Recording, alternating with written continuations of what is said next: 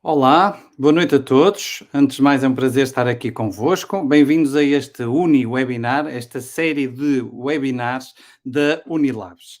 O meu nome é Ricardo Fontes Carvalho, eu sou diretor de Serviço de Cardiologia no Hospital de Gaia, professor na Faculdade de Medicina da Universidade do Porto, e é um prazer estar aqui hoje convosco a discutir neste webinar, esta noite, um tópico que eu diria que é bastante interessante e bastante fascinante. Se há algo que nós temos vindo a assistir nos últimos 10 anos, digamos assim, é uma revolução na nossa forma de ver o coração, não, a imagiologia em geral, mas muito particularmente a imagiologia cardíaca, com novas técnicas que nos têm vindo ajudar a perceber melhor o que é que se passa no doente, a diagnosticar melhor, mas depois a guiar melhor o tratamento.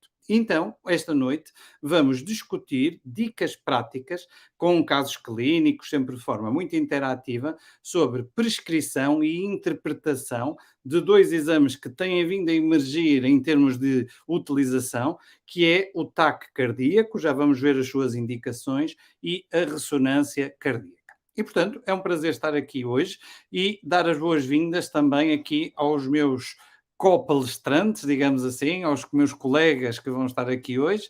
E então é um prazer introduzir e trazer aqui para estes webinars dois colegas com grande know-how nesta área. Temos aqui connosco o professor Nuno Betancourt, que é cardiologista na Unilabs e professor na Faculdade de Medicina do Porto. Também teve um papel muito importante na introdução e na implementação das duas técnicas, TAC cardíaca e ressonância, em Portugal, um papel pioneiro nesta área. E também connosco esta noite a doutora Rita Faria, que é cardiologista no Centro Hospitalar de Gaia, mas também cardiologista na Unilabs e que nos vão dar então aqui um overview destas dicas de, por um lado, prescrição, interpretação, conhecer as indicações destes exames, mas depois outra coisa que às vezes também interessa, que é, depois de recebermos um relatório, interpretarmos o relatório da melhor maneira e depois adequarmos o melhor tratamento para cada um dos nossos doentes. E, portanto, tenho a certeza que vai ser um fim de dia, estaremos certamente muito cansados, mas será um fim de dia muito interessante, porque vamos trazer aqui, de facto, várias novidades que são úteis para os nossos doentes, mas lanço um desafio lá para casa. O desafio é para participarem nisto connosco, serem interativos, colocarem as vossas questões através aí do separador das perguntas e respostas. Se quiserem começar por nos dizer as boas noites e desejar a boa noite a todos, também são bem-vindos aqui através desta plataforma. E, portanto, sem mais demoras e desafiando-os a todos a participar, então, colocando as dúvidas todas que possam ter ao longo da apresentação ou no final, nós vamos tentar aqui ter vários momentos de discussão. Sem mais demoras, vou então dar a primeira palavra ao professor Nuno Betancourt e o professor Nuno Betancourt vai então trazer-nos as tais dicas práticas de prescrição, de diagnóstico e orientação terapêutica dos doentes que fazem TAC cardíaco. Nuno, bem-vindo aqui aos nossos uni-webinars. Obrigado, Ricardo. Espero que esteja em boas condições sonoras. E é um prazer estar aqui com dois amigos e com esta mole humana que sei que está presente, embora não se consiga ver. E vamos então começar a falar da minha parte, que me coube, que é a TAC cardíaca, e a nossa ideia é nós abordarmos estes pontos que fomos falando e que foram divulgados pela Unilabs. E eu começo com um caso clínico de um paciente que vem à nossa consulta, tem 45 anos, sexo masculino, e tem um diagnóstico recente de dislipidemia e que diz estar controlada com dieta. Tem como história familiar de doença coronária um pai com um infarto aos 55 anos de idade, tinha sido já aconselhado dieta e modificação do estilo de vida, e na nossa consulta tem estas tensões que aqui vemos, umas tensões controladas, uma frequência cardíaca de 62 ciclos por minuto e estas análises do perfil lipídico. Só com base nisto, nós já podemos fazer alguma coisa. Desde logo, pacientes assintomáticos devem ser rastreados de alguma forma para avaliar o seu risco cardiovascular. Neste caso, esta história familiar de doença coronária precoce. E o que é que nos aconselha as guidelines? Basicamente todas as guidelines aconselham alguma estratificação de risco. As guidelines europeias baseiam esta estratificação de risco num score, o score 2 ou score 2OP, em que nós vamos tentar estratificar a nossa população, o nosso paciente, e encaixá-lo numa destes quadradinhos. Ou tem um risco alto e vai necessitar de tratamento, tem um risco baixo, então podemos manter só os hábitos de vida saudáveis, ou tem um risco intermédio, e aí nós podemos ter que ter uma estratificação mais fina. E porquê essa estratificação mais fina? Porque nestes pacientes de risco intermédio, que são estes pacientes deste grupo, que eu dito aqui de alto risco, nós temos ficamos na dúvida se devemos avançar para terapêutica como se fosse baixo risco ou apenas hábitos de vida saudáveis como sendo um paciente de risco baixo. E o que é que nós podemos fazer para estratificar melhor isto? Nós podemos utilizar os estratificadores, este Score 2, há as tabelas que bem conhecem, ou agora as aplicações online, e neste caso em particular deste paciente, com base naquele perfil lipídico, aquela história que vos dei, sendo um não fumador, tinha um risco de eventos cardiovasculares de 4% a 10 anos, que cai nos tais laranjas, os tais de risco intermédio, que nós não sabemos muito bem o que é que havemos de fazer a seguir. E de que é que está aconselhado neste grupo de pacientes? É aconselhado nós estratificarmos um bocadinho melhor, recorrendo, se possível, a testes. E o teste mais indicado neste momento para uma estratificação em assintomáticos que caem neste risco intermédio é precisamente o score de cálcio. E o score de cálcio tem, sobretudo, a vantagem de nos permitir decidir o que fazer em termos de medicação. E isso, sobretudo em termos de alvos lipídicos, e iniciar ou não estatina e que dose de estatina, é uma mais-valia que nenhum outro teste nos consegue dar da mesma forma. É um exame muito fácil, é um TAC de tórax que é sincronizado com o batimento cardíaco, não precisa de acessos venosos porque não tem contraste, dá uma baixa exposição à radiação ionizante e permite-nos comparar com aquilo que é previsto para a idade. Portanto, além de calcificação global e, portanto, a carga aterosclerótica global, individual para aquele paciente, permite-nos comparar em relação ao que é previsto para o grupo etário. E isto dá-nos um valor que é independente em termos de risco cardiovascular, mas, sobretudo, que é incremental em relação aos nossos fatores de risco tradicionais.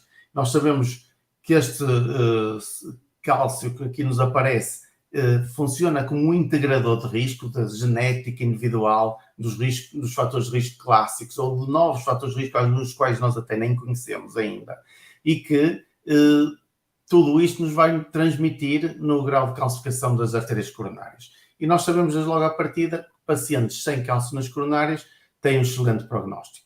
Muito bom. Não, posso só fazer aqui uma pequena nota, só porque nós temos aqui mais de 200 pessoas que estão aqui a assistir e nem todos são de várias especialidades, e é só para tentar aqui ajudar um bocadinho a organizar aquilo que falamos. Isto é muito claro para a cardiologia, para colegas da medicina geral e familiar, mas só para dar aqui uma ideia. Portanto, nós hoje em dia o que recomendamos em termos de doentes que nunca tiveram um evento cardiovascular é, como disse o professor Nuno, fazer a tal score de avaliação do risco cardiovascular, chamado risco global. O que é isso?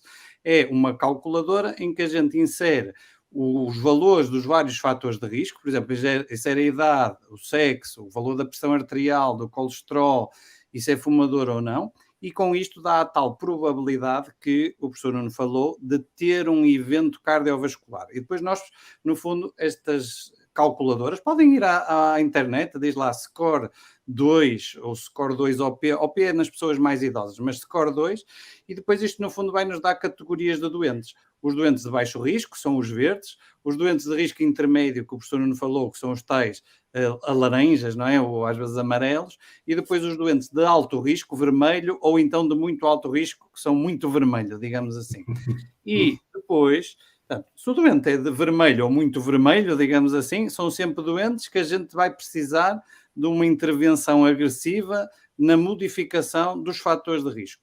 Naqueles em que, sobretudo nestes doentes, em que temos uma probabilidade que não é alta ou muito alta, podemos então utilizar este score de cálcio, portanto é um TAC, mas é um SOTAC, que é só pede-se no TAC score de cálcio coronário, que no fundo vai dizer se os doentes já têm indícios e manifestações iniciais de aterosclerose coronária. Toda a gente percebe que se tiver cálcio nas artérias coronárias é porque há aterosclerose, que foi isto mesmo que o professor Nuno estava agora a dizer. Desculpa ter interrompido, é só para dar aqui uma integração do que era o score e como é que ele se calculava.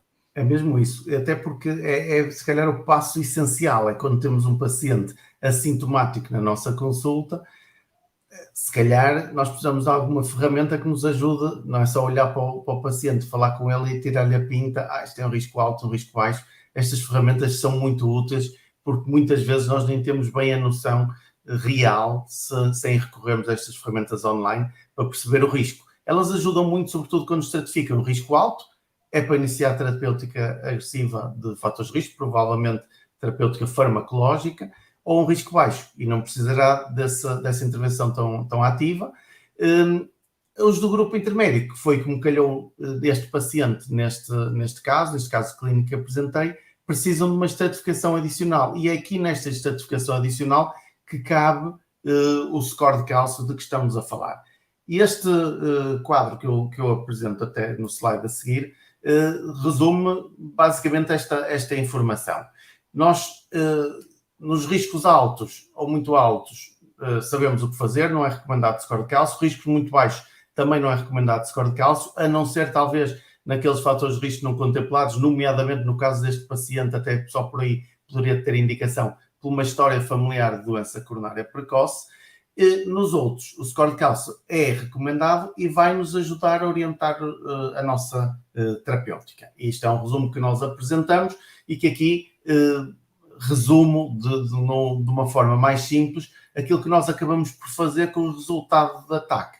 Alguns colegas utilizam este esquema para, no próprio relatório da angiotaque, eu sou um desses, indicar o que é que poderá estar indicado. É evidente que isto são considerações de um grupo de experts, mas que não são guidelines, não são imposições, cada um poderá guiar da forma que melhor entender, mas é mais ou menos o que a evidência nos demonstra que poderá estar indicado. Isto é uma grande ajuda para este tipo de pacientes como este que aqui indiquei. E o que é que aconteceu neste paciente? Este paciente dá um score de cálcio de 54, que até é um score de cálcio intermédio, mas calha quase no percentil 90 para a idade e sexo. E dá uma idade, isto corresponde a uma idade coronária, as suas coronárias têm a idade de uma pessoa de 55 a 59 anos, portanto ele tem 45 anos, está muito envelhecido, portanto uma carga aterosclerótica maior do que seria esperado para a idade. E portanto, com base nestas indicações, nós decidimos iniciar estatina com um nível alvo inferior a 70 mg por decilitro, porque sabemos que é isto que lhe vai modificar o prognóstico. Não é para fazer mais nada, não é para fazer mais testes, é para iniciar terapêutica. Só mais 2 casos em que me ajudou o score de cálcio, trago aqui de forma rápida. Esta paciente, 67 anos, não fumadora, hipertensa, dislipidémica, veio ter a minha consulta a dizer que tem angina de peito há muitos anos, está medicada com aspirina porque recorreu uma vez a um serviço de urgência e foi medicada com aspirina e manteve-se desde então, e tem este perfil lipídico. Se nós formos avaliar o score, nesta altura este ainda é o score antigo, mas dá na mesma um risco intermédio, valeu a pena avançar para um score de cálcio. Porquê? O score de cálcio nesta paciente foi de 0, o que nos dá uma probabilidade de doença coronária muito baixa e, sobretudo, probabilidade de eventos muito baixa. Portanto, um risco cardiovascular baixo, não precisa de aspirina, vamos retirar a aspirina, que até está a ser provavelmente agressiva para o seu estômago e não há necessidade, e depois ponderaremos se há necessidade ou não de um protetor gástrico, até da estatina, mas sabendo que o seu risco é muito baixo. Portanto, provavelmente não terá vantagem em fazer estatina esta paciente, ok? Outro caso clínico, sexo masculino, 55 anos, dislipidemia, fumador, está muito relutante a iniciar a dieta ou estatina para a qual eu tinha dado indicação, está pouco motivado em deixar de fumar, estes são o seu perfil e as suas tensões arteriais e, mais uma vez, sendo fumador, cai num risco intermédio de risco cardiovascular. E aqui o score de cálcio dele foi 277. E isto é um risco de cálcio bastante, comparado ao que é previsto para a idade, é um risco bastante elevado para a idade, dá uma idade coronária muito superior à que ele tem na realidade e, portanto, o plano está claramente definido e este é um caso que eu me lembro muito bem porque é um paciente que estava a ser muito difícil convencer e a partir do momento que eu lhe mostro o resultado do score de cálcio e as imagens do cálcio nas suas artérias coronárias, concordou em fazer tudo o que eu lhe pedi e é agora um doente até bastante disciplinado. E eu trago-vos aqui uma ideia do que era um slide que eu apresentei em 2012, que era o que é que nós fazíamos há 10 anos para estratificar estes doentes que iam neste risco intermédio no tal score clínico. Nós tínhamos uma panóplia de exames possíveis. Já aqui constava o score de cálcio, mas havia vários outros. Na realidade, em 2023, isto evoluiu dramaticamente para, basicamente, o score de cálcio é o teste ideal neste grupo de pacientes para estratificar melhor o seu risco cardiovascular. Também há algum interesse no ecodoppler carotídeo, mas com menos evidência de ser tão bom a reestratificar o risco. Ok? Outro caso clínico. Só para dar aqui um pequeno resumo, não é? Este score de cálcio coronário vai ser utilizado em pessoas assintomáticas para uma melhor avaliação do risco cardiovascular, do risco de um dia os doentes virem a ter um evento cardiovascular. Portanto, é um exame que, sobretudo nestes doentes que o Nuno falou, pode ser muito útil para a tal detecção da doença subclínica e depois, como o Nuno disse muito bem, eu vejo muito isto no meu dia-a-dia, que é o doente perceber que às vezes está a fazer a medicação, nomeadamente as estatinas, não é por causa do colesterol, é porque já tem doença numa fase inicial, como nós dizemos, aterosclerose subclínica, e portanto isto é importante para que ele no futuro não venha a ter um evento cardiovascular. Portanto, isto é um exemplo até de individualização, por um lado diagnóstica e depois também terapêutica. Portanto, é uma das utilizações do TAC cardíaco, nomeadamente aqui temos que pedir esse score de cálcio coronário para depois quem faz o exame saber aquilo que vai à procura. A outra indicação é aquilo que o Nuno vai agora falar, que é na avaliação da dor torácica. Força, Nuno? Sim. Só uma coisa para lá para casa, as dúvidas que tiverem, desafiem. O professor Nuno está aqui para responder às perguntas, portanto vão colocando as vossas questões, que estamos dispostos aqui a receber as vossas questões. Muito bem, portanto esta é realmente a primeira mensagem. Dentro da TAC cardíaco há basicamente dois tipos de TAC. Um é o score de cálcio, que é o que temos vindo a falar até agora, e outro é a angiografia coronária não invasiva por TAC, que está indicado em pacientes sintomáticos habitualmente. E é isto que este caso clínico vai tentar refletir.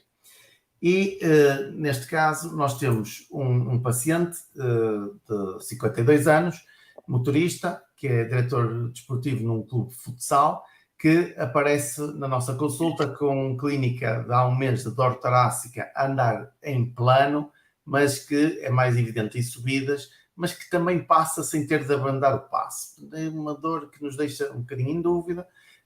Como fatores de risco tem hipertensão arterial, não tem antecedentes cardiovasculares relevantes, está medicado para a sua hipertensão arterial e estas suas tensões arteriais, o exame objetivo não tem alterações relevantes. Faz ECG, o ECG este que aqui vemos, não há alterações, mesmo para quem não sabe ler ECG pode acreditar, não há alterações, é um ritmo sinusal, um ECG normal. Este é o seu ecocardiograma, apenas notamos uma dilatação ligeira da aurícula esquerda, a função ventricular é boa e, portanto, basicamente podemos dizer que será um ecocardiograma normal ou expectável para quem tem hipertensão arterial. Faz prova de esforço, aliás, este paciente já vinha com esta prova de esforço feita, uma prova de esforço que é máxima, 9 minutos e 30 segundos, desencadeia uma dor retroesternal, não é constitutiva, é uma dor de ardência só no pico do esforço e não tem alterações do segmento STT. E então, aqui nós ficamos, bem, tem um teste, o teste eletricamente é negativo, mas o que é certo é que o paciente teve um desconforto e diz que é o mesmo desconforto que tem essa tal ardência quando estava no pico do esforço. O que é que nós podemos fazer aqui melhor? Nós podemos olhar para as características da dor e tentar perceber qual é a sua probabilidade. Consoante for mais típica ou menos típica, há mais ou menos probabilidade de nós estarmos realmente a ter sintomas devido à doença coronária. E a tipicidade vem destas características que aqui estão indicadas, 1, 2 e 3, ser um desconforto opressivo ou constritivo na face anterior do tórax ou do pescoço, mandíbula ou braço, que é desencadeada pelo exercício físico e que é aliviada em repouso ou com nitratos em pouco tempo. E depois temos as coisas, a angina típica, esta que reflete isto, claramente não era a deste caso. A angina atípica cumpre apenas 2 destas características anteriores e eu diria que, a avaliar pelo que temos até agora, eu diria até que isto parece uma dor torácica não anginosa, parece cumprir apenas uma das características anteriores, pelo menos o ser desencadeada pelo exercício. E com base nisto, nós sabemos logo à partida que ou temos uma dor não anginosa ou uma angina atípica, e isto dá-nos uma probabilidade de doença coronária, portanto, uma probabilidade pré-teste, ainda antes de fazermos qualquer teste, que é uma probabilidade intermédia ou até intermédia baixa. Apesar de ser um grupo etário em que o risco de ter eventos é mais alto, um homem na casa dos 50, ainda devido às características da sua dor, nós temos uma probabilidade relativamente baixa de doença coronária. O que é que está indicado nestes pacientes? Tem sintomas, portanto, aqui já não é estratificar só o risco a 10 anos para melhorar a terapêutica, é mesmo nós decidirmos qual é a melhor terapêutica, porque pode ser até revascularização coronária, se nós descobrirmos doença coronária que justifique tal. Nestes pacientes com probabilidade mais baixa é que parece ser mais importante a anatomia definida pela angiotaque coronária. Esta é a principal indicação de pacientes de utilização da angiotaque coronária para diagnóstico de doença coronária. Portanto, o objetivo principal é excluir doença. E, portanto, nessa consulta foi o que eu fiz, até escrevi PES-TAC na tentativa de exclusão de doença coronária e depois pus uma notinha para mim próprio, pedi testes comigo caso não seja negativo. E pedi para trazer as análises que fez. Este foi... O angiotaque também começa por dar um score de cálcio, como nos casos anteriores, portanto, dá-nos uma estratificação do risco, mas não é aqui que nós nos vamos definir, embora ajude a definir o risco vascular e até pode ajudar a decisão terapêutica, mas nós temos que ver mais do que isto. Temos que ver se há obstrução nas artérias ou não, para perceber que de forma devemos tratar estes sintomas. E a angiotaque, nisto é muito útil. Isto é a angiotaque deste paciente. Ao início até me parecia que era um artefacto ali, que saltava ali, que às vezes o ataque tem isto, mas na realidade confirmou-se que este paciente tem uma estenose importante. Não sei se conseguem ver bem, nem sei se consigo apontar, mas vê-se bem aqui esta falhazinha na descendente anterior média. Isto é uma lesão suboclusiva, já uma lesão bastante crítica e que precisará de orientação. Essa orientação, obviamente que foi dada. Antes de mais, passamos a saber que é um paciente com doença coronária obstrutiva, tem desde logo indicação para tentar controlar ao máximo os seus fatores de risco vascular. Os alvos passam a ser daqueles pacientes como os que já tiveram eventos, portanto, o mais baixo possível ao LDL, bom controle das tensões, por aí fora, e também passamos a saber que nós conseguimos controlar os sintomas, porque estes sintomas estão associados à doença coronária, e daí dar medicação como o bisoprolol ou a amlodipina para reduzir a sintomatologia. Mas além disto... Devemos mandar também ao cardiologista, não é? Portanto, nós vamos agora ao doutor... Ele já estava num cardiologista nesta altura, mas seria a altura certa Por para exemplo, enviar à cardiologia. há de certeza muitos colegas que pedem ou devem pedir um angiotaque quando têm suspeita de doença coronária. Aquele doente que nos surge muitas vezes no nosso dia a dia, com dores torácicas, em que ficamos na dúvida se aquela dor torácica é uma dor anginosa, se não é. Temos estes doentes todos os dias no nosso dia a dia e aqui o angiotaque é uma ferramenta útil, é aquilo que a gente chama um teste anatómico, ou seja, vai ver a anatomia das artérias coronárias e se há ou não apertos nas artérias coronárias. Neste caso, viram que até a prova de esforço nem parecia ter nada, mas que aqui no angiotaque claramente identificava uma estenose, um aperto de uma artéria coronária que é significativo e, portanto, é necessário iniciar o tratamento para impedir depois o risco, não só melhorar a qualidade de vida, mas o risco de vir a ter um infarto, um evento cardiovascular agudo, digamos assim. E neste caso, a minha estratégia inicial até foi ultrapassada, porque a minha ideia inicial era, se não fosse um angiotaque normal, eu iria testar isquemia. E eu acabei por não testar isquemia, porque realmente a estenose é na descendente anterior suboclusiva e claramente eu percebi, e com a medicação isso comprovou-se, que os sintomas, apesar de serem atípicos, eram mesmo daqui. Pronto. E isto fez ultrapassar um bocadinho esse teste de isquemia, que se calhar a Rita vai falar mais à frente, mas que seria a minha abordagem inicial na maioria dos pacientes que tivessem alguma doença coronária detectada na TAC. Neste caso, é uma doença quase obstrutiva, quase uma oclusão completa, num paciente que não tinha nada no angiotaque, na contratilidade, como se lembram do ecocardiograma, e, portanto, aqui há alguma vantagem potencial em resolver esta. Há desde logo a vantagem de resolver os sintomas,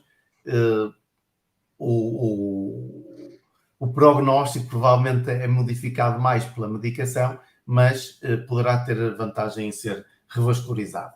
E foi isso que foi feito, foi enviado para a coronariografia invasiva, por cateterismo, e confirma-se a lesão, que acho que se vê muito bem nesta imagem aqui, quase que desaparece o vaso, e portanto confirma os achados de ataque, e no coronária direita não tinha nada, e no mesmo procedimento foi realizada a angioplastia com sucesso, e realmente este paciente ficou assintomático. Não ficou resolvida a doença dele é para ser resolvida com medicação ao longo da vida, mas pelo menos desde logo ficou sem sintomas, ok? A principal mais-valia da angiotaque coronária até não costuma ser o diagnóstico, como neste caso. É mais giro trazer casos em que houve doença, como neste caso, mas a maior parte da utilidade é excluir doença coronária. É muito útil nestes pacientes com probabilidade pré-teste intermédia ou baixa, porque tem uma alta capacidade de exclusão de doença. E isto é muito eficaz, por exemplo, nas provas de esforço. Mais de 70% das provas de esforço, eu acho que digo isto isso. Apesar de tudo, este não é o caso habitual. Mais de 90% das angiotaques realizadas após uma prova de esforço duvidosa excluem doença coronária obstrutiva. É isso que nós queremos. A maioria dos pacientes que chegam a angiotaque é para excluir doença.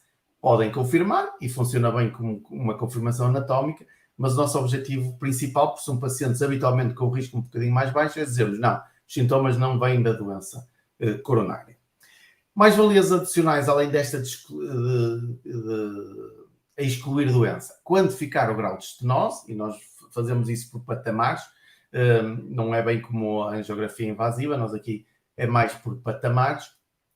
E tem uma mais-valia adicional de caracterização da placa, portanto, poder identificar placas que estão associadas a maior risco de ruptura, que têm estas características, por exemplo, esta calcificação focal que aqui mostro, este sinal da argola do guardanapo, que é um núcleo mais escuro rodeado por uma argola mais clara na própria placa, esta remodelagem excêntrica em que a placa cresce para fora do vaso, e esta baixa atenuação do raio-x, em que estão placas muito escuras com estas unidades Anderson muito baixas. Isto é sinal de um grande componente lipídico e, portanto, o risco maior de ruptura. Mas apesar de tudo, isto é muito interessante, mas apesar de tudo nós temos sempre que manter em consideração, ter na cabeça, que a maioria dos eventos vai ocorrer em placas não obstrutivas, antes de mais, sem estas características de alto risco, apenas pelo facto que elas são mesmo muito mais frequentes que todas as outras. E, portanto, a maioria dos infartos acontece em placas pequeninas, é que nós até na visualização não ligamos muito porque não estão a dar sinais, nem têm estas características de placa mais vulnerável.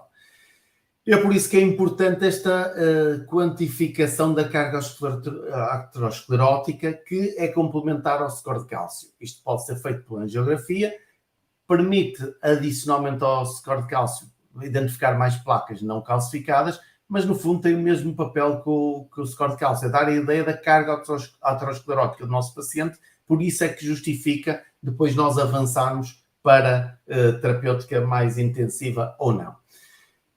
Mais valia de haver orientações específicas, e é isto que o Ricardo estava a falar há bocado, que é saber o que fazermos quando recebemos um relatório, e há orientações claras para isto, de acordo com aquilo que nós encontramos, e no final nós escrevemos sempre na conclusão os achados e qual é o CAD-RADS. Para quê? Para que a pessoa que não saiba mais nada, sabe pelo menos ir ler ao CAD-RADS à internet e ver o que é preciso, o que é mais indicado fazer em cada paciente. É evidente que isto são tabelas, normalmente nas conclusões nós acrescentamos a tabela para a pessoa poder consultar, mas basicamente a ideia principal é isto, é corrigir os fatores de risco de acordo com a carga aterosclerótica, como faríamos se fosse só um score de cálcio, e além disso, consoante o angiotac der um CAD-RADS mais alto ou mais baixo, orientar de forma diferente. Um CAD-RADS maior ou igual a 4, portanto, placas com estenoses acima de 70% de estenose são para referenciar à cardiologia, como disse há bocado e muito bem o professor Ricardo. Placas intermédias que darão estenoses intermédias entre 50% e 70%, mais habitualmente será para fazer um teste funcional, tal teste de isquemia, e verificar se é positivo ou não, porque se não for positivo também, basicamente o objetivo é controlar os fatores de risco, e mesmo placas estenose assim mais avançadas podem ser testadas apenas funcionalmente e só se forem positivas referenciar para a cardiologia. Angiotaques com estenose descritas abaixo de 50% não necessitam testes adicionais. O que é preciso é corrigir os fatores de risco, ok? E, portanto, como mensagem final desta minha apresentação, eu trago aqui esta ideia do score de cálcio ser um excelente estratificador de risco em pacientes assintomáticos, é especialmente indicado no cuidado de saúde primários, porque é quem segue estes pacientes pessoas assintomáticas. O angiotac é muito útil para excluir doença coronária e é habitualmente primeira linha, ou então, como foi no caso do nosso paciente, após uma prova de esforço positiva ou duvidosa. É o teste mais apropriado à exclusão de doença coronária também em cuidados de saúde primários, precisamente que são pacientes com grupos mais baixos. Já os testes funcionais de imagem, que eu não falei, mas que a Rita irá falar um bocadinho, porque a ressonância cai também neste grupo, é mais indicado para probabilidades mais altas, ou, por exemplo, após um angiotaque coronário e que tenham placas com estenose acima de 50%, o tal CAD-RADS 3. A prova de esforço, claro que é muito útil na valorização dos sintomas e na quantificação da capacidade funcional, mas é atualmente um exame de segundo plano no diagnóstico de doença coronária, funciona como modificador pré-teste, da probabilidade pré-teste, ou quando não há acesso a técnicas de imagem. Ainda não é muito usada mesmo no nosso país, precisamente por esse segundo ponto, é que o acesso a técnicas de imagem não é tão fácil assim, especialmente nos cuidados de saúde primários.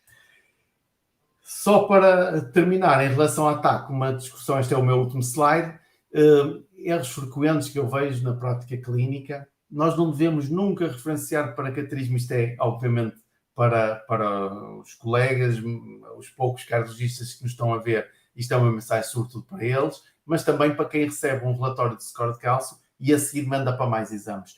Não é para fazer mais exames. Mesmo que tenha um score de cálcio altíssimo, se o paciente está sintomático, o que nós devemos fazer é orientar o tratamento de acordo com esse risco. E é seguir essas recomendações. não é para fazer mais testes. Senão isto não acaba. Vai-se encontrar placas aqui e ali e vai-se começar a tratar coisas que não precisam ser tratadas. Paciente assintomático, correção de fatores de risco. Depois, uma coisa que vejo, muitos pedidos de angiografia coronária por TAC apenas para esta certificação de risco. Eu acho que isto pode ser feito, mas quanto a mim é um excesso, é um teste caro demais e que submete o paciente a mais radiação e a contraste endovenoso. E é um exame um bocadinho mais complexo, embora seja um exame simples. Não, para mim não faz sentido. Nós temos o score de cálcio exatamente para isto. E depois, não valorizar apenas o grau de estenose e negligenciando a carga aterosclerótica, porque a doença coronária não obstrutiva multivaso tem maior risco que uma doença coronária obstrutiva de um vaso só. E isto tem que estar presente nas nossas mentes. Nós sabemos tratar estas doenças e temos que as tratar, e é para isso que os exames servem. Fazer o diagnóstico correto, mas depois atuar de forma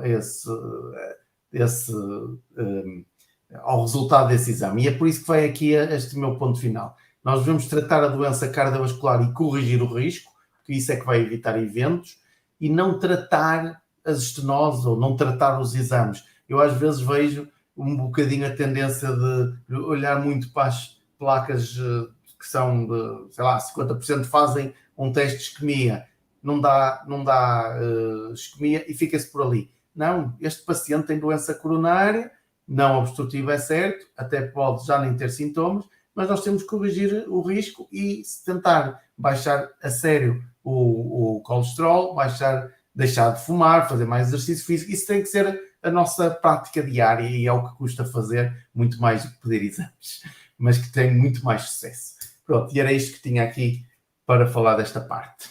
Obrigado, Nuno. Obrigado aqui pela tua excelente exposição. Pronto, portanto, sabemos bem o que era um score de cálcio, um angiotac. E vou aqui já lançar aqui uma primeira pergunta, enquanto a Rita vai preparando também a sua apresentação. Agora vamos passar à outra modalidade, que é a ressonância cardíaca. E a pergunta aqui é uma pergunta interessante, que é, num doente, do fundo ele pergunta assim, que tenha feito um score de cálcio e a risco intermédio, de quanto em quanto tempo é que deve pedir um score de cálcio? Ou seja, vamos imaginar que não tinha grande score de cálcio, quando é que vais repetir novamente um score de cálcio? Não? Isso depende do que deu o primeiro score de cálcio. Claro. Se o primeiro score de cálcio tiver dado 0 e ele passa a ser restratificado num baixo risco, é evidente que o score nunca vai mudar, o score clínico, mas ele passou a entrar num paciente de baixo risco. Faz algum sentido repetir este exame passados 5 anos? Clínica 3 a 5, eu aconselho os meus pacientes a não se estressarem com isto, baixo risco, fazer aos 5 anos é mais que suficiente. Se já tiver sido restratificado com algum cálcio em algum dos grupos de risco, não é para repetir, porque nós aí, a partir do momento que nós classificamos, por exemplo, para alto risco e começamos estatina, a partir daí é um paciente que vai ter sempre que fazer estatina. Não faz sentido nós andarmos a repetir. Vamos imaginar que, por exemplo, o score de cálcio é 100, ok? Vamos ter que iniciar a estatina para modificar o estilo de risco. Não é preciso estar a pedir, passado 5 anos, outro score de cálcio. Nunca mais na vida, eu diria. Mas, claro, porque o facto dele ter 100, 200 ou 150 não vai alterar a nossa estratégia terapêutica. Agora, se ele for, por exemplo, de 0 e nós quisermos daqui a 5 anos restratificar o risco, isso faz sentido. Vale a pena fazer um novo score de cálcio. Sim, é isso mesmo, a mensagem é mesmo essa. A outra pergunta também é fácil de responder e eu acho que é importante que fique clara, que é um doente que vai fazer um angiotac coronário, a pergunta é se tem que fazer primeiro do TAC o score de cálcio ou se devido ao quadro clínico passa a ter que fazer angiotac sem necessidade de score de cálcio. Tu falaste disto na tua apresentação, Nuno, mas se calhar só para esclarecer. Sim. A esmagadora maioria dos centros que faz TAC cardíaca faz como parte do seu protocolo de angiotac coronária, portanto, nos pacientes sintomáticos que são referenciados para angiotac coronária, faz no mesmo procedimento um score de cálcio. Isto porquê? Porque para além de dar a tal informação adicional do risco a 10 anos, que dá e é independente daquilo, embora correlacionado, independente daquilo que vai dar a angiografia, ajuda-nos a definir melhor, a poupar radiação. Logo por aí nós podemos definir melhor a área que vamos irradiar, porque já temos uma primeira aquisição sem contraste, com menos radiação, e no exame contrastado nós podemos poupar radiação se nos basearmos no calcium score, na tal aquisição sem contraste, e permite-nos também depois perceber melhor e não deixar passar algumas placas mais pequenas calcificadas, e vamos àquela zona onde vimos o score de cálcio e vamos tentar perceber melhor se há lá doença aterosclerótica ou não. Portanto, eu diria, para quem pede é igual, pede sempre só a angiografia, porque o quadro clínico justifica um angiotaque coronário, mas vai sempre receber os dois valores. E eu, até já há artigos publicados por isso, por António Miguel Ferreira de Lisboa, que denota-se que as pessoas olham um pouco para o resultado do score de cálcio que lá vai.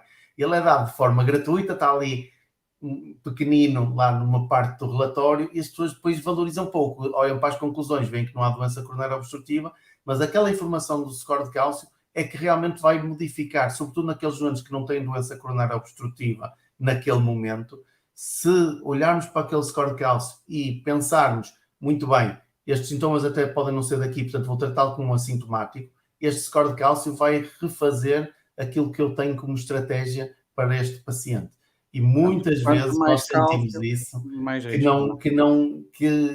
passa um bocadinho ao lado. Era um bocadinho naquele meu slide final, que às vezes as pessoas estão muito centradas na estenose, mas o risco que é dado pelo score de cálcio é uma coisa que está lá e é dado gratuitamente neste exame. Portanto, deve ser olhado por ele. Nuno, vamos passar agora para a doutora Rita Faria, que nos vai falar de ressonância. Vai ficar aqui o desafio, porque temos aqui outras perguntas, e já agora vais pensando, que vamos deixar para o final, que é se vale a pena fazer angiotaque coronário, score de cálcio, nas pessoas com suspeita de dislipidemia familiar e, sobretudo, também nas pessoas com menos de 40 anos. Nós depois já vamos chegar a isto, portanto, responderemos no fim, quando abrirmos a discussão, mas para não perdermos mais tempo, vamos falar de outra modalidade de imagem, também está em crescimento exponencial e com cada vez mais indicações, que é, de facto, a ressonância cardíaca. E, portanto, para nos falar disso, conforme disse no início, teremos aqui a doutora Rita Faria, que todos os dias faz muitas ressonâncias cardíacas. Rita, bem-vinda. Olá, muito boa noite a todos. Eu vou começar por falar das mais-valias e contraindicações e limitações da técnica, gerais. Vou falar das indicações para ressonância numa perspectiva mais clínica e vou tentar ilustrá-la com imagens e casos clínicos. E o que eu pretendo é que no final deste webinar tenham a noção de quando e como referenciar um doente para ressonância, para que se possa tirar o máximo proveito deste exame e para que ele tenha impacto real na orientação do doente. Quais são as mais-valias da ressonância? Desde já, a elevada qualidade da imagem, é uma técnica com uma resolução espacial e temporal muito elevada, com elevada reprodutibilidade e não expõe o doente a radiação ionizante. Mas, efetivamente, a grande vantagem da técnica é o facto de conseguir avaliar morfologia, função e realizar caracterização tecidular num só exame. É o que se chama uma one-stop shop modality.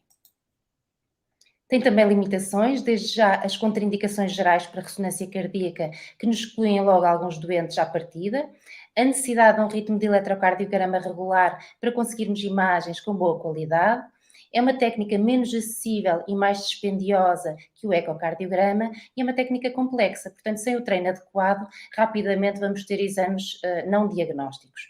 Além disso, e apesar de termos salas bonitas e técnicos e enfermeiros super simpáticos, é um exame que não é muito amigável para o doente. É um exame muito longo, uma ressonância cardíaca demora uma média de 45 minutos, num espaço confinado, exigimos ao doente que faça a apneia expiratória e, além disso, injetamos substâncias que não fazem sentir muito bem, nomeadamente durante o stress farmacológico e a injeção de contraste. As indicações são múltiplas e vamos começar pela doença coronária e pela cardiopatia isquémica.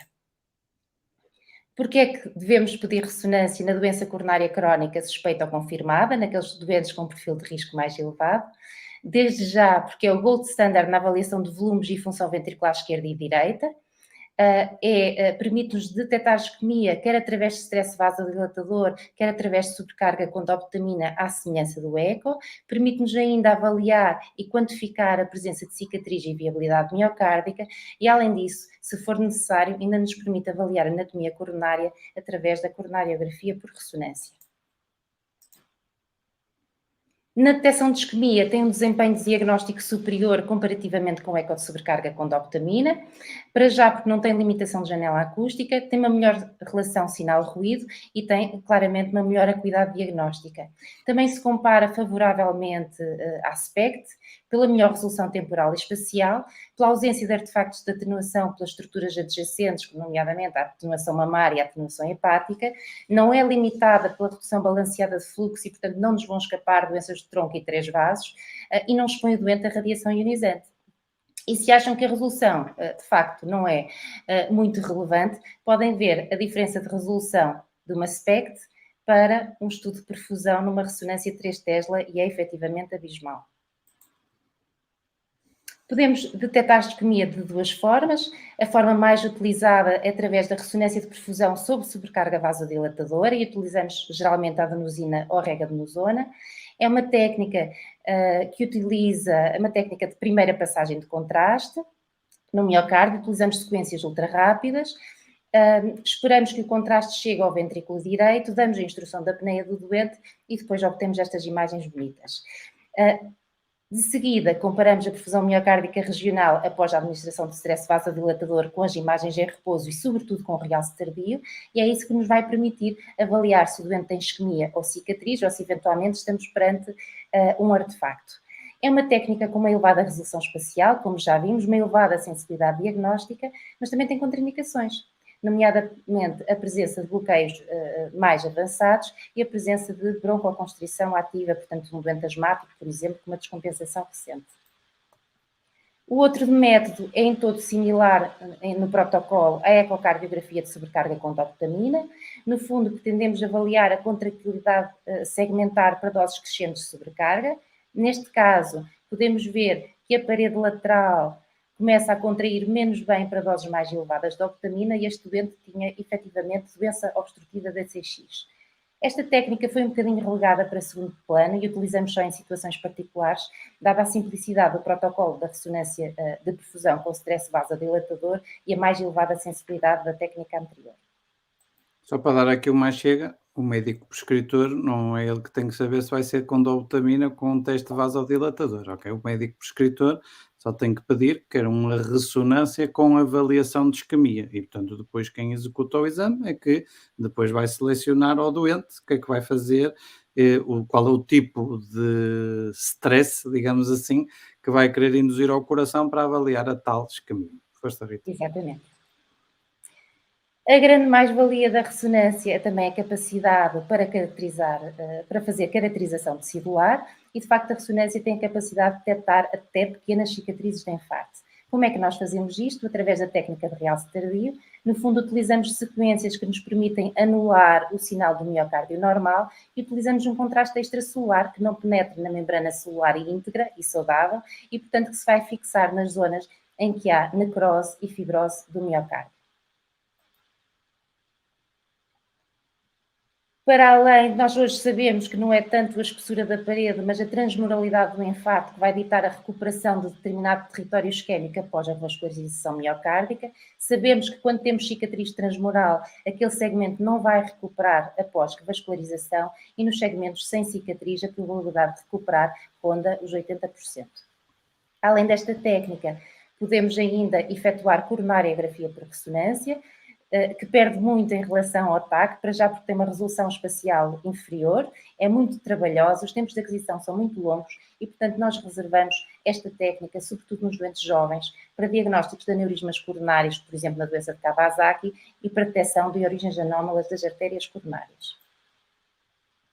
Também no infarto agudo do miocárdio, a ressonância pode ser útil em situações particulares, permite-nos avaliar a extensão e implicações do infarto, e também a presença de complicações, nomeadamente a distinção entre aneurismas e pseudoaneurismas, a caracterização de comunicações interventriculares, etc. Podemos ver aqui nesta imagem de baixo um doente que já entrou com infarto evoluído, com cerca de 10 dias de evolução, e podemos já ver este enorme aneurisma ventricular, já com trombo a tapar o ápex. Uma das indicações mais frequentes nos nossos doentes internados é, de facto, no MINOCA, no infarto com coronárias normais. Isto são doentes que se apresentam na urgência com dor torácica, alterações eletrocardiográficas e troponina positiva e depois são submetidos a cateterismo ou angiotaque, de acordo com a suspeita clínica, e de facto não têm doença obstrutiva. Isto põe-nos um dilema diagnóstico, porque o tratamento das várias entidades é muito diferente. Este é o caso de um doente que até era de meia idade e tinha alguns fatores de risco e foi admitido por um NSTEMI na nossa urgência, não tinha doença coronária obstrutiva na coronariografia e foi referenciado para ressonância. E aqui podemos ver uma discreta área subepicárdica de hipersinal nas sequências ponderadas em T2 que nos permitem avaliar edema e o realce tardio subepicárdico típico das miocardites. Portanto, este doente tinha uma miocardite aguda e o evento não foi provocado por doença coronária.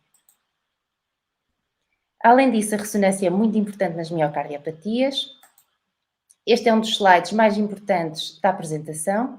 Nós sabemos que o realce e o padrão de realce isquémico, até pela própria patofisiologia da isquemia, começa no subendocárdio e depois progride até se tornar transmural, em determinadas situações, e os padrões não isquémicos são múltiplos, mas nós sabemos identificar, de facto, alguns padrões mais frequentes, nomeadamente nas miocardiopatias dilatadas, a presença desta estria mesocárdica, nos fenótipos hipertróficos, esta presença de realce nos pontos de inserção septal do ventrículo direito, e de facto é a análise deste padrão que nos vai dar o diagnóstico diferencial de muitas cardiomiopatia.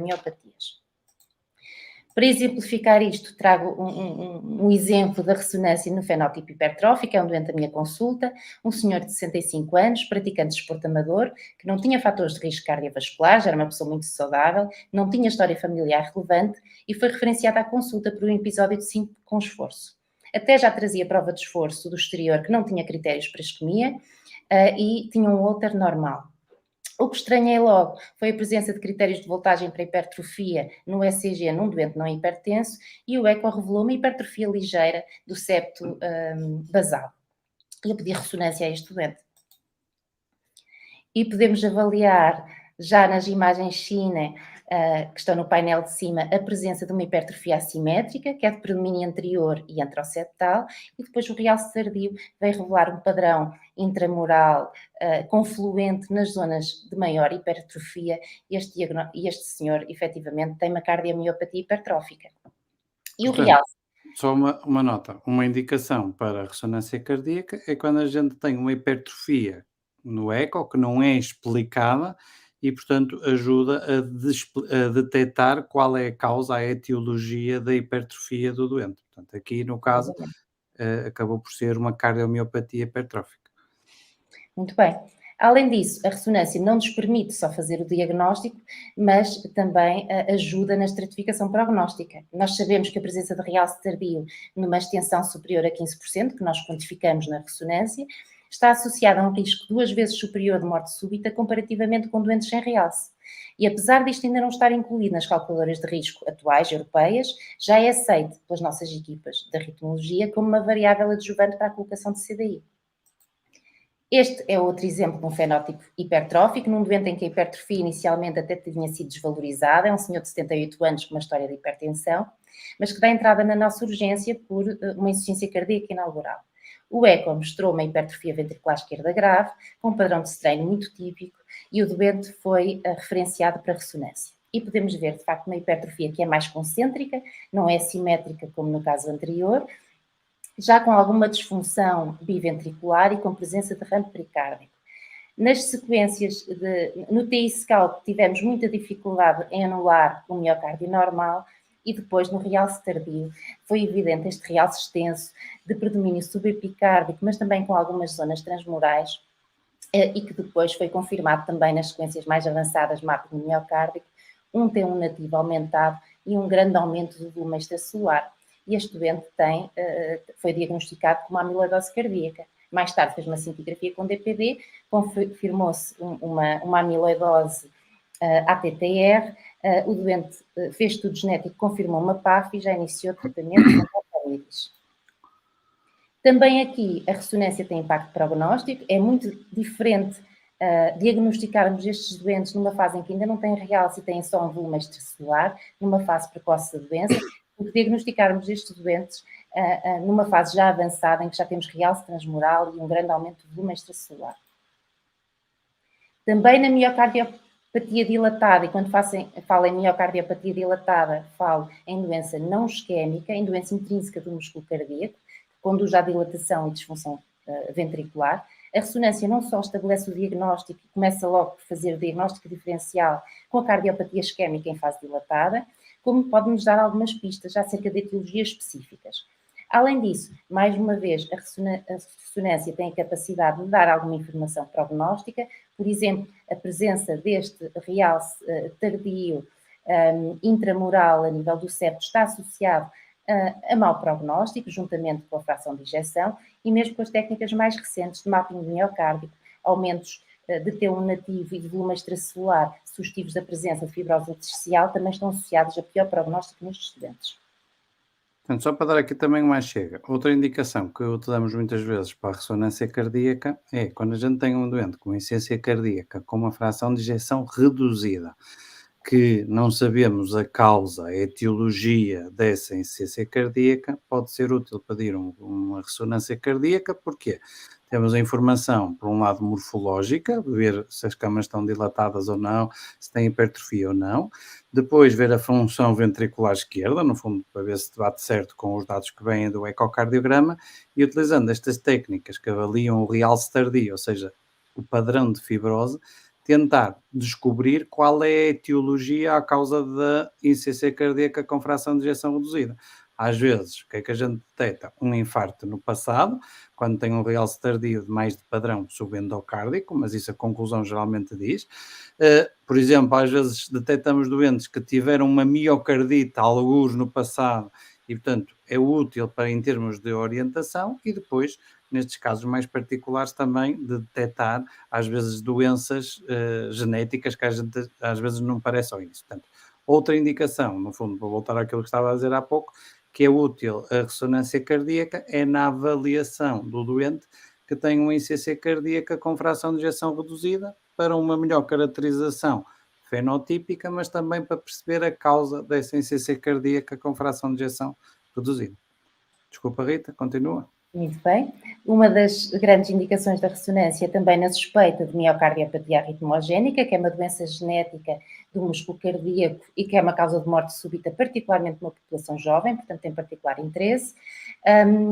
Esta doença pode envolver o ventrículo direito, ambos os ventrículos ou só o ventrículo esquerdo, e a ressonância é a técnica de imagem de eleição para o diagnóstico, juntamente com outros critérios de um documento da Task Force, nomeadamente história familiar e eletrocardiograma.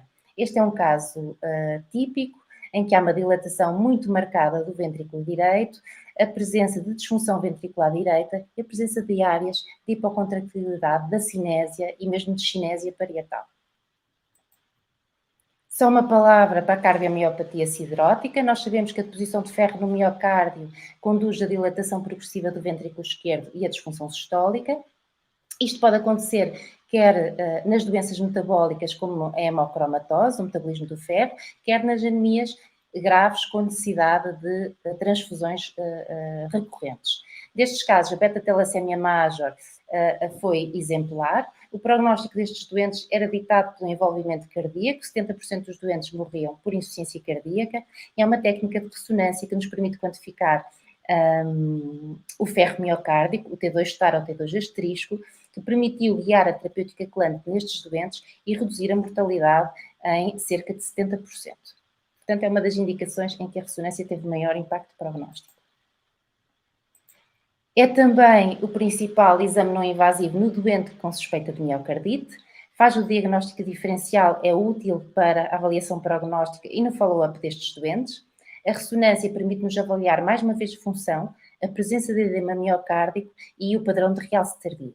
O que a ressonância não pode fazer é distinguir causas autoimunes infecciosas nem identificar vírus e bactérias. Portanto, nos doentes com evolução muito desfavorável, a biópsia continua a ter utilidade. Este é um caso do nosso serviço, uma miocardite extensa. Mais uma vez, a ressonância permite avaliar a função global e regional. Podemos apreciar que há aqui paredes que contraem menos bem e não têm obrigatoriamente uma distribuição não coronária. Na imagem de edema, estas são as sequências tradicionais T2-STIR, em que as áreas de hipersinal correspondem a áreas de edema, e estas são as sequências de mapping miocárdico mais avançadas. O padrão de realce tardio também muito típico, sobretudo com uma base subepicárdica, extensão intramural variável, e a ressonância fez o diagnóstico de miocardite aguda com alguma extensão. A técnica é também útil no follow-up destes doentes, porque nem tudo o que brilha na ressonância é fibrose e muito deste realce pode desaparecer no follow-up e, de facto, a zona de fibrose até de ser substancialmente mais pequena do que nós vemos aqui na fase aguda. Nas doenças do pericárdio, o eco ainda é o exame de primeira linha e devemos recorrer à ressonância, sobretudo quando o eco não esclarece o diagnóstico, quando suspeitamos de doença localizada, em patologias mais complexas, quando precisamos definir melhor a anatomia, avaliar todo o pericárdio e também as estruturas vizinhas, mas sobretudo quando pretendemos avaliar repercussão funcional e avaliar inflamação. Portanto, na patologia mais frequente, na pericardite, a maior parte dos doentes não precisam de ressonância.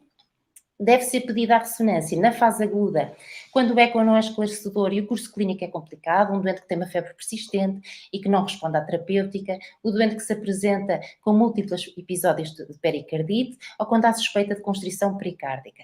Na fase crónica, à semelhança da fase aguda, sobretudo para avaliar a inflamação, porque a presença de inflamação vai definir a possibilidade de reversibilidade e de resposta à terapêutica anti-inflamatória.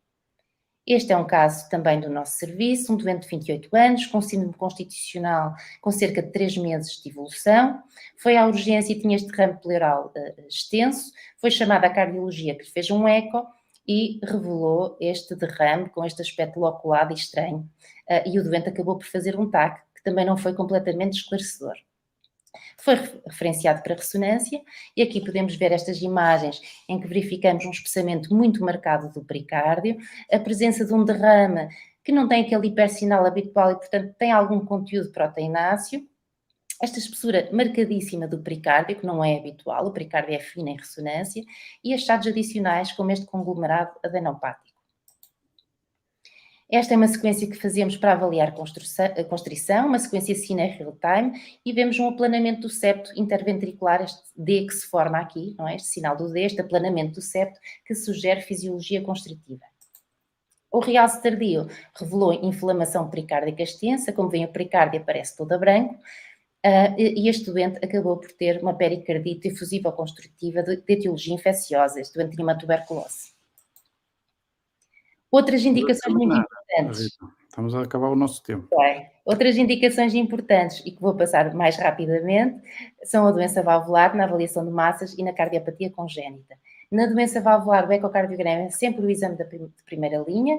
Devemos pedir ressonância só quando temos dúvidas no eco. A ressonância é particularmente útil nas lesões regurgitantes, nomeadamente da válvula aórtica e da válvula pulmonar, onde podemos avaliar por técnicas específicas, podemos fazer diretamente o cálculo do volume e fração regurgitante. Na avaliação de massas cardíacas, também é a principal modalidade de imagem, o que se percebe pela sua capacidade de caracterizar a tecido, e a cardiopatia congénita é, efetivamente, até uma das principais indicações para ressonância, mas foge um bocadinho do âmbito desta apresentação. Então, quando e como devemos referenciar um doente para ressonância? Quando, em todas as situações clínicas em que a ressonância é um exame de eleição e tem vantagem em relação a outras técnicas de imagem, como na avaliação de isquemia e cicatriz miocárdica ou na suspeita de cardiomiopatia, quando os resultados dos outros exames são inconclusivos ou discordantes e temos esta dúvida diagnóstica, ou em alternativa a outras técnicas pelo facto de ser livre de radiação. Por exemplo, na avaliação de doença congénita ou na avaliação seriada da aorta torácica em doentes jovens, em que nós não queremos estar a irradiar constantemente estes doentes.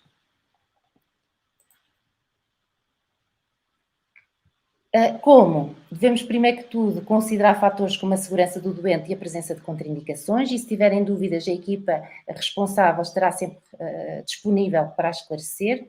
Devem ter presentes as limitações do exame e a pré-seleção dos doentes é fundamental para o sucesso e segurança da técnica. Não referenciem doentes que não tolerem o decúbito dorsal porque tenham uma insuficiência cardíaca descompensada ou que não consigam perceber a instrução da apneia, porque o exame fica com pouca qualidade diagnóstica e acabamos por não dar a resposta que é precisa. E pela complexidade e panóplia de sequências que podemos correr, convém que a informação clínica seja clara e completa. No caso da suspeita de processo cardiomiopático, quer seja um fenótipo hipertrófico, quer seja uma insuficiência cardíaca com fração de ejeção reduzida, deve ser mencionada a história familiar e é de grande utilidade para nós. Temos, por exemplo, o eletrocardiograma do doente e pode fazer a diferença no diagnóstico diferencial. E só assim podemos retirar o máximo da rentabilidade do exame, responder às vossas dúvidas clínicas e ter um impacto real na orientação clínica e prognóstico do doente. E é só. Muito bem, obrigado Rita. De certeza que vamos ter aqui ainda muita coisa para discutir. Portanto, dizia às pessoas lá em casa para submeterem novamente mais perguntas. Nós já temos aqui várias que entretanto chegarem. Agora vamos concentrar-nos, pedia para submeterem as perguntas de ressonância e vamos então abrir aqui estes últimos 5, 10 minutos no máximo, só para tentarmos então responder às perguntas que vão chegando de lá de casa. Então, vou começar aqui pela primeira pergunta para o professor Nuno. E a pergunta vem de um colega lá em casa que nos pergunta o seguinte: um doente de 40 anos, assintomático, que terá uma dislipidemia familiar e uma história de doença coronária, se sugeres, num caso como este, a utilização do score de cálcio coronário. O que é que achas, Nuno? Sem dúvida, basta ter 40 anos ou mais e ter história familiar de doença coronária precoce em familiares diretos, portanto, pais, irmãos, familiares diretos, que justifica-se fazer isto, e é uma tranquilidade quando nos aparece um score mais baixo. Claro que devemos mantê-lo em vigilância, mas é uma indicação muito clara, é para fazer. Abaixo dos 40, aí as dúvidas já se põem porque não há dados suficientes, provavelmente não justificará, porque é muito raro haver calcificação abaixo dos 40. Pode já haver processo aterosclerótico e começa muitas vezes logo aos 20 e poucos anos, mas normalmente não há calcificação ainda. E, portanto, acima dos 40 sim, abaixo é muito cedo. Pronto, pode ser uma técnica útil, lá está, para a identificação precoce da aterosclerose coronária e depois, havendo aterosclerose coronária, aquilo que dizíamos, não é? É um fator para a intensificação da terapêutica, nomeadamente a terapêutica com estatina, que, como hoje em dia a gente sabe, é a médio e longo prazo um grande modificador da probabilidade de ter um evento cardiovascular, chamando só a atenção de que estes doentes de risco alto ou muito alto temos que ser interventivos na redução do LDL para valores abaixo de 70 ou 55, quando o risco é muito alto. Portanto, uma mensagem que é bastante importante reforçar na prática clínica. Depois temos aqui outra pergunta, que também vem aqui para o professor Nuno, que nos diz o seguinte, que é uma pergunta interessante, que é, primeiro diz parabéns pela apresentação, e uma pergunta, que é a integração, se faz ou não sentido a integração do score de cálcio em programas de rastreio cardiovascular geral, digamos assim, aqui como diz, à semelhança do que se tenta fazer com o rastreio pulmonar com ataque torácica de baixa dose. Queres dar a tua opinião, Nuno? Isso tem sido bastante discutido.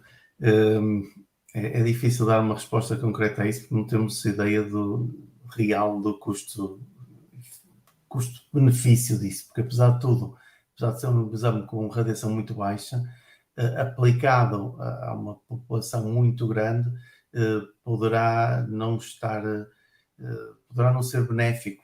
Não há muitos dados sobre isso. Há sim dados sobre populações de risco, por exemplo, pilotos de aviação em idades intermédias, nos bombeiros dos Estados Unidos já fizeram alguns estudos em que se justificou, pode fazer algum sentido esse alargamento como um rastreio, como fazemos para as doenças gástricas, mas não está muito bem estabelecido. Eu gostava de mensagem também que dizia é a seguinte: nós, com os fatores de risco tradicionais, não é?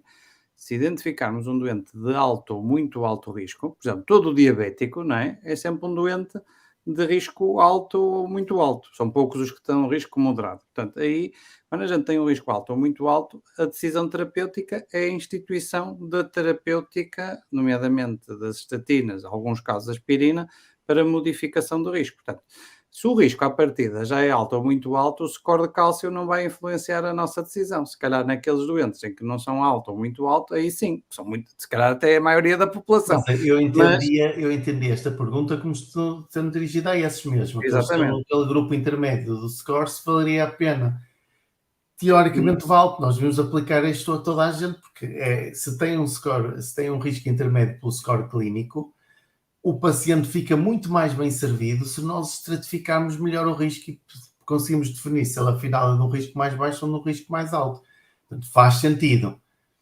para isso era preciso ter os exames disponíveis, que neste momento não estão, e se calhar um bocadinho de vontade política para que isso fosse diferente do que é atualmente. Mas, teoricamente, faz todo sentido. Duas respostas rápidas, Nuno, só para as pessoas saberem lá em casa. Um score de cálcio equivale a quanto de radiação de um outro exame qualquer? Só para as pessoas terem uma ideia. Ora bem, o score de cálcio não tem modificado muito a radiação porque tem, neste momento, o protocolo continua a ser o antigo. Há métodos para reduzir, mas pronto, só para simplificar isto. Anda à volta de 1 milisievert. 1 milisievert corresponde a 100 raios-x de tórax, que corresponde mais ou menos a 1/10, ou 1/12avos, ou 1/15avos de uma cintigrafia de perfusão miocárdica. Ok. E em comparação com um TAC normal torácico? Com um TAC, um angiotaque, esse sim tem vindo a reduzir radiação. Há um angiotaque coronário ou torácico. Sim. O torácico é mais alto, é cerca de, o score de cálcio corresponde a metade da dose de radiação de um TAC torácico simples. Pronto, em relação ao angiotaque coronário, esse é que tem vindo a reduzir, à medida que os aparelhos são melhores, tem vindo a reduzir a radiação, e agora conseguem-se taques coronários basicamente nos aparelhos ultramodernos, com a mesma radiação que se consegue um score de cálcio, porque o protocolo foi modificando, enquanto que o score de cálcio mantém-se para ser validado, mantém-se com os parâmetros antigos. Já há novos a ser validados, mas para já mantém-se com essa dose de radiação. O TAC de um 64 cortes clássico que toda a gente faz atualmente para angiotaque coronários, anda à volta dos 5 millisieverts, que pronto, cada milisievert são 100 radiações, são 100 raios-x tórax. Muito bem. Outra pergunta, agora para a Rita. Tu focaste uma coisa que é muito importante, que é quando a gente pede um exame, fornecer a informação clínica que, no fundo, motiva o exame. Não precisa de ser uma história clínica completa, mas alguma informação clínica é muito importante para quem recebe o exame.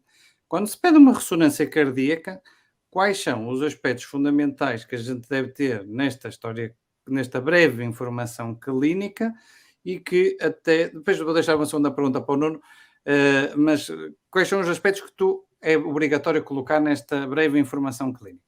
Depende da suspeita clínica, não é? Se for uma avaliação simples de isquemia miocárdica, para já dá jeito, se o doente já tiver, por exemplo, um angiotaque prévio, sabermos qual é o território que estamos a avaliar. E, portanto, se o doente for acompanhado do relatório, nós conseguimos relacionar melhor os defeitos de perfusão que estamos a ver com o relatório anatómico prévio.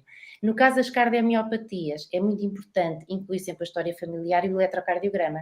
Isto permite-nos fazer diagnósticos diferenciais muito importantes. Por exemplo, até estamos perante um padrão de miocardite ou um padrão de arritmogénica com envolvimento do ventrículo esquerdo, por exemplo, é sempre útil ver o eletrocardiograma. Isso também é útil nos fenótipos hipertróficos. Portanto, pelo menos, se tens ou não história familiar, qual é a clínica do doente e o padrão eletrocardiográfico, nós devemos ter acesso a esses dados, para sermos mais esclarecedores. Não queres acrescentar alguma coisa mais?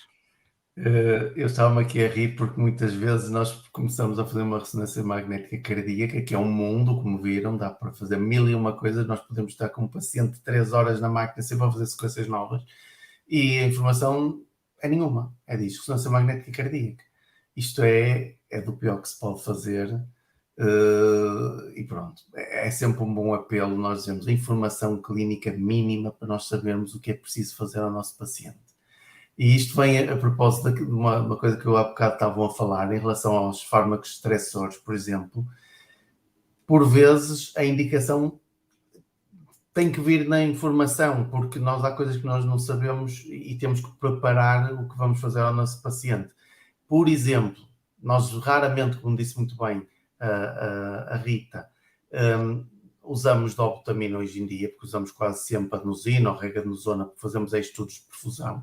Mas há casos em que a dobutamina é mais eficaz em algum tipo de patologias. Por exemplo, quando há anomalias das coronárias, vale a pena usar um fármaco que estresse o coração de uma forma mais semelhante àquilo que o exercício pode fazer a estas artérias, nomeadamente condicionar compressão extrínseca das mesmas no exercício com frequências mais altas.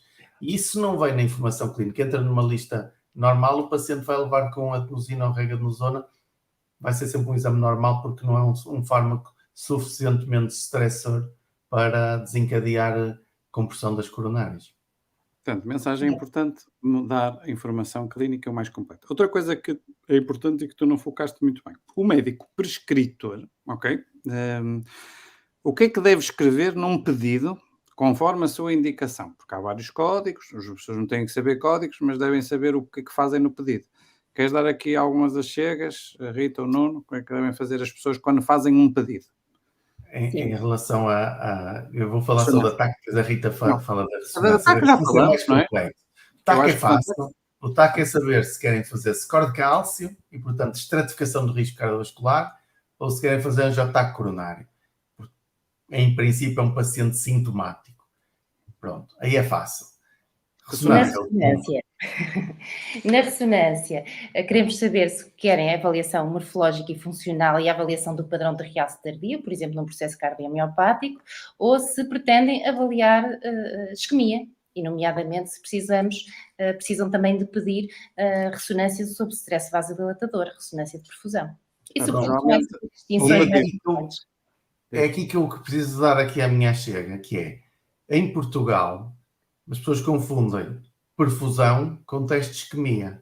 A perfusão codificada na maioria das seguradoras e mesmo no Serviço Nacional de Saúde é a administração de contraste. E, portanto, quando num teste as pessoas pedem ressonância magnética cardíaca de perfusão, nós sabemos que é para fazer realce tardio porque é contraste. Mas algumas pessoas, ao porem perfusão, julgam que nós vamos automaticamente fazer isquemia. Nós não fazemos. Tem que estar escrito no pedido para pesquisa de isquemia. Caso contrário, aquele código da perfusão é o código de contraste. Isto gera algumas confusões porque CMR Perfusion no inglês é para isquemia. Mas em Portugal não. Perfusão é a administração de contraste. Todas as ressonâncias cardíacas, à exceção daqueles casos dos congénitos que não precisamos dar contraste, vão ser ressonâncias magnéticas de perfusão. Portanto, se quiserem pesquisa de isquemia, acrescentem esta palavra. Isso é essencial. Outra pergunta, Nuno, que é uma pergunta interessante também vem de casa, que é, entre ataque e a ressonância, estamos a falar de doença coronária, entre ataque e ressonância, na doença coronária, onde entram as técnicas de medicina nuclear, ok? Qual o seu papel atualmente? As técnicas de medicina nuclear caem exatamente no mesmo espaço da ressonância magnética cardíaca. Ou seja, ataque está num espaço para probabilidades mais baixas, que é a grande maioria dos nossos pacientes, portanto, por isso é que é quase sempre o exame de primeira linha, TAC coronário. Pacientes sintomáticos, mas com probabilidades mais altas, ou com já doença coronária conhecida, em que é para reavaliar a estratégia terapêutica. Nesse sentido, faz sentido usar estudos de isquemia. E esses estudos de isquemia podem ser por ecodobutamina, podem ser por ressonância magnética cardíaca ou podem ser por cintigrafia de perfusão miocárdica. Se perguntarem se a ressonância é melhor que a cintigrafia, mas o que é que está mais disponível no país? É a cintigrafia e, portanto, é um exame excelente para estas condições, que é o que temos. Não é preciso procurar coisas de última geração quando temos aquele que está disponível. Se faz sentido ser só este, não faz, mas é o que temos e, portanto, tem um papel mesmo muito importante ainda neste grupo com probabilidades mais altas. Por uma questão até de acessibilidade, não é? No fundo, Claro. está mais implementado e já há uma tradição mais de trás. Até digo, se calhar, lado a lado, a ressonância, no mundo ideal, se calhar daria mais era informação o ideal. do que... Era se toda a gente tiver acesso à ressonância, e se calhar aqui estamos numa comunidade diferente, estamos dentro da Unilabs e há seguros, há possibilidades de fazer ressonância. Podendo fazer ressonância, o paciente fica mais bem servido. Não podendo, temos a cintigrafia que faz esse papel. O que nós não temos mesmo capacidade de substituir é a angiotaque coronária. Não há nada que cubra essa parte das probabilidades mais baixas. É um facto. Pronto. Acabamos por usar a prova de esforço, que é um teste também de isquemia, que seria usado para probabilidades mais altas, mas pronto, isso acaba por gerar depois alguns falsos positivos, como vimos, não é? Estamos a chegar mesmo ao fim do nosso tempo, mas não queria deixar aqui de tentar aqui responder aqui a uma última pergunta, que eu queria também a vossa ajuda, porque eu não percebo totalmente a pergunta, mas queria a vossa ajuda, que é esta que chegou agora, que é: devemos realizar um estudo de ressonância com stress farmacológico caso a reformação clínica justifique, embora esteja contemplado na prescrição? Não sei se me conseguem ajudar aqui a perceber esta. Eu pedia quem fosse, quem colocou a questão, se calhar tentar esclarecer mais. Mas no fundo é um bocadinho isto, não é? Quando a gente faz um pedido de ressonância com isquemia, aquilo que o médico vai realizar a ressonância vai ser um stress farmacológico, como disseram ainda há pouco. E em a grande maioria dos casos, o stress farmacológico vai ser um estímulo vasodilatador, muitas vezes a adenosina. Em alguns casos, hoje em dia mais raros, o stress farmacológico vai ser com a tal dobutamina, mas tudo isto serve para a tal avaliação de isquemia. Não sei se fui claro, mas às vezes quem colocou a pergunta, se não fomos totalmente claros, tem aqui mais um último minuto quase para nos fecharmos, para esclarecer. Força, não? Eu diria só que quem decide é quem prescreve. O médico que executa o exame está ali para fazer, se for claro no pedido, vai ser feito o teste que é pedido. Se for dúbio, muitas vezes não estamos a corresponder àquilo que é pedido. Eu estou a ver aqui mais uma pergunta, que é: quem orienta a ressonância magnética cardíaca ou TC cardíaco, se é um médico radiologista ou um médico cardiologista, é indiferente.